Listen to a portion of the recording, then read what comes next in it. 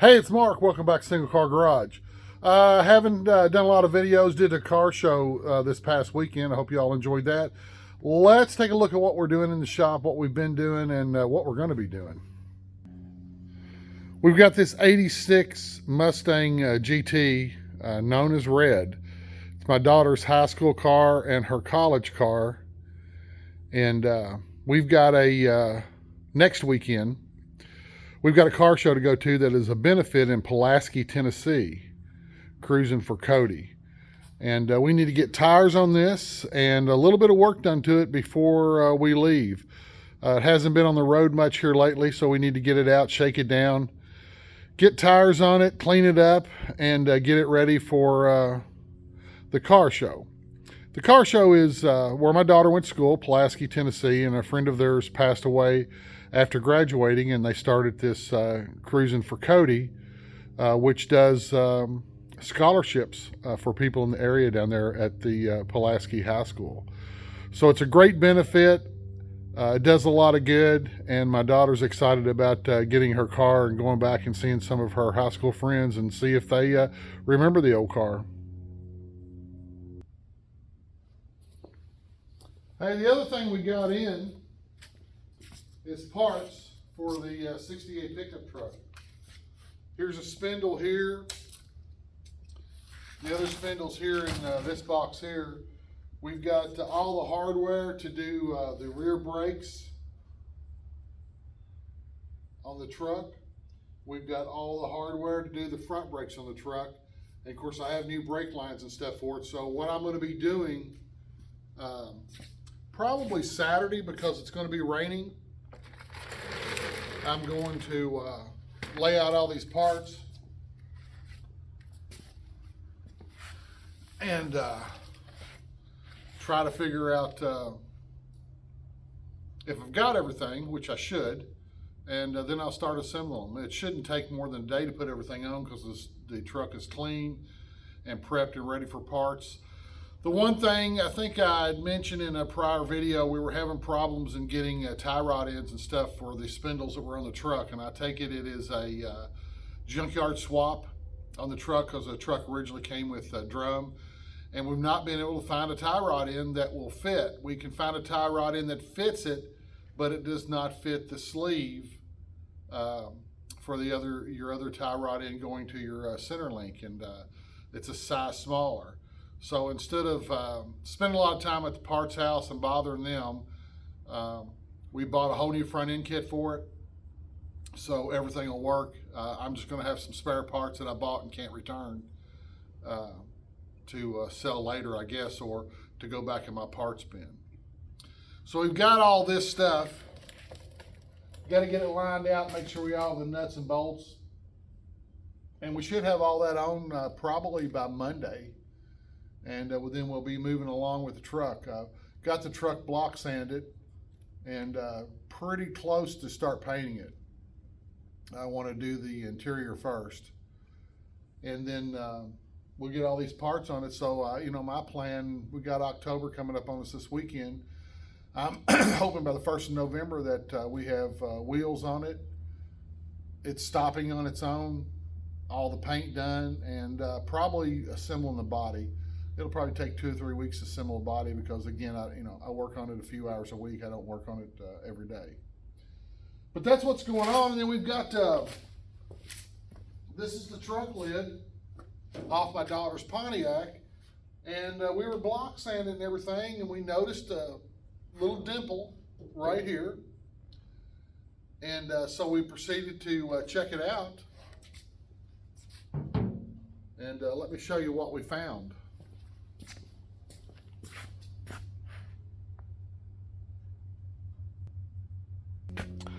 What we found was a small, just blemish. So I wanted to clean it up and make sure it wasn't nothing. It just kind of looked like it was paint from the prior paint job. What we had to do is cut out a section from here to here, and I put new metal in. And I've got a smear of Bondo on it right now, and I just haven't sanded it down. Once I sand it down, it'll be ready to paint. But we've got it block sanded and ready for another coat of primer. a block sanding, another coat of primer, and a block sanding, then it'll be ready to paint. The other thing we're working on is this 70 GTO that we've pulled out of the corner and started piddling with. This car was painted 25 years ago, and we've put a lot of miles on it. But let me show you something that's come up. If you look closely, you'll see some bubbles right in this area. This car had a vinyl top on it originally, which, whether you like it or not, we left the vinyl top chrome on the car because if we ever pass the car on, Pontiac people are kind of sticklers for originality, and I did not want to grind the tabs off for the chrome. I wanted to make sure the original tabs were on the car, so we painted it and left the chrome on it. A lot of people hate that. I really don't care. But these bubbles were caused from the chemicals in the vinyl top glue. I took the vinyl top off, I sanded it down, cleaned it up, primered it, painted the car. About 15 years after it's painted, maybe a little sooner than that, you've seen a bubble or two on the top. Well, then it's pretty much over the whole top. So what I'm having to do is take the top all the way down. Now this is down, this red primer what was originally under the top. It wasn't painted when the top was on there. I'm going to take it down past this red primer to the metal, clean it up, epoxy it, primer it, sand it, get it ready to paint. This black right here, this is just where we sanded through to metal, and I put that there on there so it won't rust any while we're working on it. This takes a while. I mean, this is about 15 hours of work doing half the top. I'm doing it with a regular orbital sander. If you do it with a DA, you'll get scratches in the metal, and I just didn't want that. It'll take a little bit longer. But as I go, I'm going to be fixing any body work that I see. Had the same problem down in this area, surface rust. And I cleaned it up and primered it several years ago. I'm going to strip it down. I'm going to coat all this with POR 15 and let it cure good, and then come back and fix it. And I hope it doesn't stop it. I don't have any rust holes. I just have surface rust pits, and water standing in that tray, it eventually comes out into this area right in here. But I want to clean this up and fix it, clean that other side up and fix it. And then I'm going to slowly start fixing other areas. I've got a spot of rust on the hood that needs to be fixed. I've got a spot of rust on both doors that need to be fixed. And I've got a little bit of metal work to do back here in the quarter panel. I really don't want to replace the quarter panel. So I'm going to buy a replacement quarter panel, cut out around the wheel well, and replace it. And leave the original quarter panel alone. I like leaving those original welds and stuff on a car if you can. This is a good old solid car. It is going to join the 64 next year on the Power Tour is our plan. So the 64, y'all know what we're doing to it. We're going to be doing some more work to it this weekend. And we're starting to slowly assemble it. Next week, my daughter is on spring break from her school, or fall break, I guess. And hopefully we'll get a lot of work done. At least we'll have it blocked, taped, and ready to paint. If we don't get any more parts in, we're still waiting for the motor before we start assembling everything. And we've got not as much work as you think. We just got a lot of hours to put in, but we want to get it block sanded and ready to go. We've laid so much stuff on the top up there, I imagine it's going to have to be sanded and blocked a couple of more times. But I want to get it cleaned up, everything out of it and off of it, block sanded, and ready to paint by the end of next week. This one, when it goes on the Power Tour, probably won't be painted. I'm going to fix all the rust areas. I'm going to make this a year project. And what I'm going to do is the metal work first, of course. and primer it in. And then once the metal work's done, I'll paint it. And while I'm doing the metal work, I will be doing some sanding. I'm just not going to be doing any my major body work is all in the metal work. So hopefully by the time I have the metal work done, the car will mostly be sanded down, but I'm going to drive it as I'm working on it, at least on the power tour. I hope I have it painted. I don't imagine I will, so I imagine it will go on the power tour with some primer on it, and then come back and get painted. The 64 should go ready to go. So that's what we've been working on, and we've got all these parts to go on this truck. We're going to lay it out. Saturday it's supposed to rain here, so I'm probably going to lay out all the parts Saturday, and then Monday I will install them all. The only pain in doing this is replacing these spindles. I'd already put new spindles on it. I'm sorry, I didn't put new spindles on it. I cleaned up the old spindles and installed them. Now I'm going to take them off. The good thing about it is I didn't tighten anything. So it's going to come loose easy. But man, I tell you what, without that motor in that truck, you got to strap those A-arms down so they don't fly open. And it's a pain in the butt. And the other thing I've learned is I'll put a piece of wood underneath that bottom A-arm in case it does fly open and hit the concrete. It won't put a big divot in my concrete. But I've got that to do. That's going to be pretty easy and quick. And we've been block sanding it. Fenders are block sanded. And I'm pretty sure they're ready to paint. I do want to do a little bit of looking at them one more time. I've got the door block sanded, primered it. I'm going to block sand it again, and it will be ready. The interior started on the dash. Got it black primered. So we're getting ready to come back and start painting that. And the rest of the truck, basically block sanding and ready to paint. Wanted to grab my coffee. So that's basically the big things we've got going on. Still waiting on the fuel lines for the Buick. They should be in possibly next week.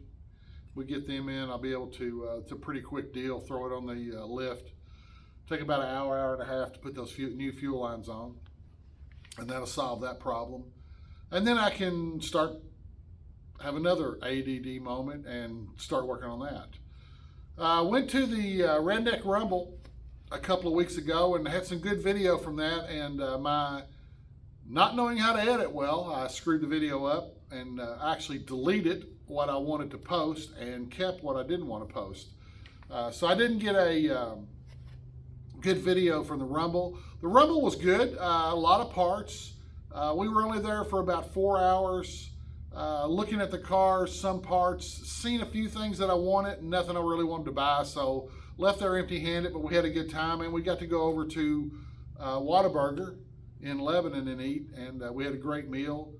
Had fun. My daughter and I drove back through the country coming back. Had a ball talking and looking at cars and trying to find stuff, and on some beautiful back roads in Tennessee. So we had a great time. We drove the 66 pickup truck up. This weekend, speaking of Chevy pickup trucks, you've got the Tennessee C10 Nationals in Lebanon at Speedway.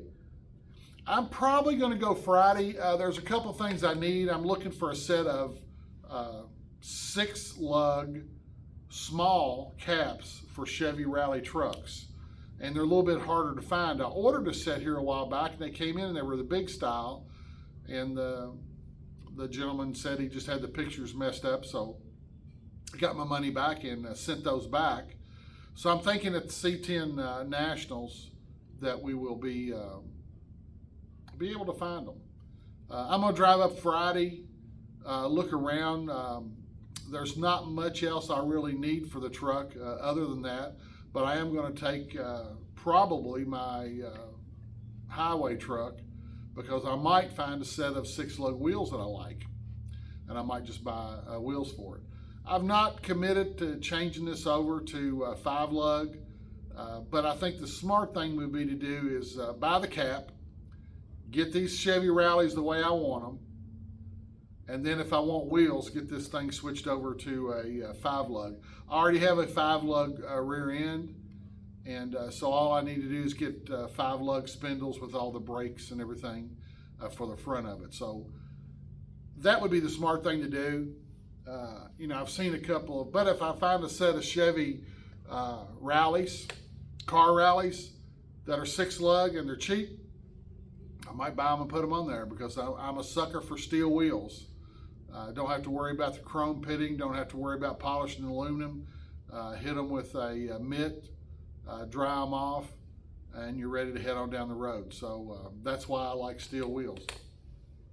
But go up to C10 National, see what's going on, see some trucks and get some ideas for the 68 maybe. And my daughter will be down Saturday. It's why I'm going to C10 Nationals on Friday. Saturday she will be